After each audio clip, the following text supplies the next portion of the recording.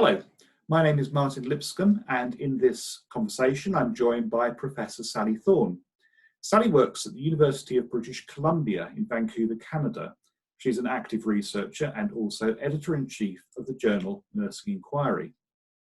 Today we are going to discuss an editorial by Sally titled Beyond Theming, Making Qualitative Studies Matter.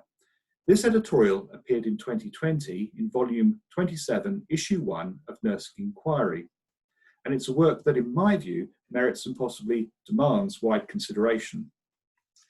In the text, Sally notes the popularity of qualitative studies in nursing. However, she swiftly moves on to question and implicitly dismiss the value of much published work. Specifically, Sally identifies as inadequate qualitative reports that conclude at the point of theme identification. And as is readily established, many do this thing.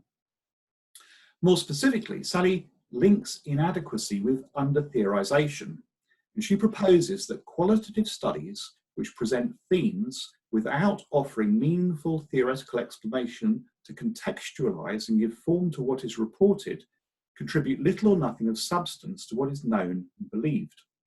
Further, failure to progress beyond blunt reportage, simply outlining or stating themes, is associated with retreat from the original goals of those who pioneered qualitative investigation. That is, goals situating theorization or theorizing as a core aim or vital component in investigation. To quote, "As more and more scholars are seeking qualitative methodological options short of the full-blown theorization that was anticipated in the design rules for many of the social science approaches, we are also seeing an increasing array of somewhat dumbed-down options for data analysis.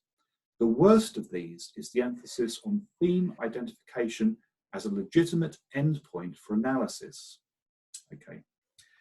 Sally, thank you for joining us and agreeing to discuss this editorial. I have begun to summarize your argument. However, please, would you elaborate on my summary? Have I misrepresented you? And in outlining your position, can you explain what prompted you to write this piece now? Great. Thank you so much, Dr. Lipscomb, for the invitation to talk about this. I did make those provocative statements, not to discount all the quality of qualitative research that exists, but to recognize that a significant percentage of what's there in our discipline does not represent an advancement on knowledge, and in fact, often wouldn't be. You can't argue that it tells us anything more than we would have already known before we went into the study. And that becomes a significant problem. It's a significant investment to do research, and we want it to be meaningful. The brief history is that when nursing took up qualitative methods, that was a dramatic departure from what everyone in health sciences thought of as research, which was quantitative methods at the time. We had a biomedical understanding of things. We knew how to measure and quantify. And as this new idea of getting at, complex, messy things like human experience emerged, it was so exciting for nursing, because that's an aspect of health that nursing is very much attracted to, and it's a component that was missing from the quantitative enterprise. So in those early years, to defend against the challenge that what we were doing was not science, nurses reverted to trying to be methodologically correct with the social sciences and follow the existing methods as religiously as possible. So quality in research was really estimated by looking at rigor and saying, does it follow exactly what the ethnographers or the sociologists would have defined? And many of the techniques of that time were useful. There's a world of fabulous design, but there are many aspects of the thinking of that kind of research that were never really applicable to the applied context. Classic example probably being the saturation of data or findings in the sense that in nursing we would never consider it as part of expert knowledge to say, I've seen 20 or 200 cases of this, therefore I'm sure I'm not going to see any variations. That kind of thinking would not get you out of undergraduate nursing. Expertise is the capacity to understand the relevance of fine-tuned nuances as they continue, and to assume in each new case there might be variation, and to assume that each case is individual. So that's just an example of how social science didn't work for us. And part of the challenge was that thematic analysis became a technique toward theorizing in the social sciences, and we understand why. If your purpose in research is simply to develop a theory, then organizing data into themes and reporting on them in relation to the theory makes a great deal of sense. In nursing, though, it doesn't quite. And my major goal in writing this provocative paper was to push people back to saying, why do you do research in your discipline in the first place? And in nursing, we come in with questions, not simply to describe what we already know, but to say there's something beyond that that could give us better insight into patient care, that we could understand more deeply and more fully. So when I use the language of theorizing, I'm not using it in the sense of reverting back to the social sciences and simply, adding to their possible theorizing, but to interpretation. An interpretation from a disciplinary perspective, from the perspective of the way our discipline is hardwired to think about clinical and health problems, and to say, how can we turn our research enterprises into findings products that actually speak to whatever the next question is, what we need to know next. Okay, that's really interesting. So you are making a distinction there between nursing research and broader social science research. Is that right? Yes. Okay.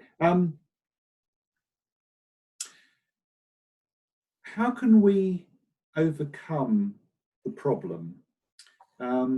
What educational or other developments, professional developments, might be required before nurse researchers felt able or confident to move to the type of theorizing that you're proposing is necessary? And your editorial is provocative in many ways. Just if I may quote one part of it here: in an ideal world, thematic analysis would never be considered a qualitative data analysis method on its own any more than data sorting or filing would be. That's quite strong stuff in many respects. How do we get beyond that? Well, the first is, I think, to begin to honor and respect the intellectual tradition that constitutes our discipline. And while I realize that many nurses don't really do formal study of the philosophy of science in nursing until doctoral level, I'm quite convinced that useful arguments can go on, useful discussions could go on at every level of nursing education to get really excited about the nature of ideas, because our discipline does deal with ideas and information in a particular way. We don't think things merely for the sake of having thought them and to, for self-aggrandizement or to develop our names as great theorists. That's not the motivation at all. But we poke into the things that concern us clinically because, for example, we sense that some patients are being well managed and well supported and the things we offer and some aren't. So we ask those questions about those who aren't. We're always looking to find insights that could develop and strengthen our capacity to do what we believe is right, which is to speak to a broader and more holistic kind of health enterprise, to be able to understand the implications of what we do, to reach out to those who are less well served by society. Those are the kinds of motivations that are always serving nursing. So by understanding the philosophy of nursing science and understanding the epistemology of nursing, which is how nursing knows things, in the ways in which it knows things, that we can align the way we do research with that. And I think that's when it gets very exciting. So it's a nursing epistemological structure that becomes your theoretical framework rather than something borrowed from a social scientist that's not necessarily as relevant to practice. We love those theories, we don't ignore them, but we don't go into practice with one theoretical perspective. We don't say, I'm taking Lazarus and Folkman's coping strategy, and that's the only way I'm ever going to think about patients. We have that as a collection of things that we bring forward when it seems relevant. So in the research enterprise, by simply reporting themes, that's like saying, this is my first pass at organizing. I've got a collection of data on this, a collection of data on this, and a collection of data on this. And if that's the end of the story, you're not doing the interpretive nursing research that helps us understand, why is this relevant? What theories that you had in your suitcase of your repertoire to take into this might help us understand this. Which of these baskets of data are actually relevant? Which are things we knew before we went in and we could have expected? And then what is it that causes us to say, that's interesting, maybe there's something there? And then what is it that's there? What could it be? What should we be thinking about, and where should we go next? There's so much in what you've said. I mean, had we more time, I'd want to begin to unpick possibly what I would see as a disconnect between the activities of researchers and what clinicians and others think they need. But let me just ask you a different question, because you have written a great deal about qualitative research over the years, and you've done lots of qualitative research over the years as well. How does your thinking on this particular matter, the editorial that you wrote, how does that fit into or alongside other arguments that you've advanced concerning concerning qualitative research in construction, its evidential worth, and although the phrase is highly problematic, its use value? How would you position this alongside your other work? Highly consistent with the other work. I have developed methodology and written a lot about it. And from the perspective of trying to ensure that the investments we make in research are as useful as possible to the world of thinking in our discipline. So not necessarily to the immediate direct practice, but in our thinking about how we advance practice. And I'm thinking about practice writ large at the community or policy level, educational level, as well as in the everyday world of nursing delivering care to a single patient. I think that my ultimate purpose is to try and ensure that the investment we make produces as high quality knowledge as we deserve and as the methods deserve. I'm quite convinced that even beginning qualitative researchers who own their method and who understand why they're doing things and can logically explain what they're doing and bring those ideas back to practice can in their very first study contribute meaningful findings that have an impact that people want to pay attention to. The kinds of findings that if you stand up at a conference and present them, your clinician audience will say, oh, I've seen that, I understand that, that helps me think about things differently. It may not be statistically generalizable, but the hearing audience says, oh yes, that way of portraying those findings helps me see something that I hadn't seen in quite that way before. I'm going to think about it differently in practice. And I think that's that link between understanding the practice audience and the kind of research we want to do is what brings it all together. So my goal has never been to try and ask people to do research in a particular way, but whatever methodological tradition they're taking up as applied researchers, to do it in a mindful way that has the courage to say, my nursing logic is actually highly relevant here.